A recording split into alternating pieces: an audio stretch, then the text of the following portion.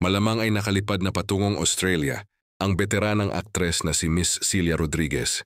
Natapos na kasi ang karakter niya bilang si Pilar sa seryeng sa FPJ's Batang Quiapo ng ABS-CBN na pinagbibidahan ni Coco Martin. Matatanda ang may nabalita na kami dito tungkol sa magaling na aktres sa alisin na nasa sikat na serye dahil sa high blood.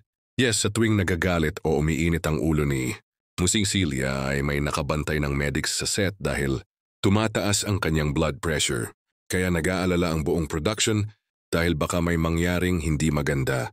Si Miss Celia at maging ang anak niya ay nag-aalala rin kaya pinayuhan nila ang nanay nilang umuwi na ng Australia. Tiyak na maraming malulungkot na viewers dahil wala na ang karakter ni Cecilia na sobrang classic ang mga eksena kapag galit sa pamilya Guerrero. Mukhang mamimiss din ni Chanda Romero ang mama Pilar niya dahil ilang araw na lang siyang mapapanood sa seryeng at babu na rin. Sino na kaya ang magiging number 1 kontrabida ngayon ni Tanggol sa kwento? May bagong karakter na naman kayang ipapasok sa serye kapalit ng veteranang aktres.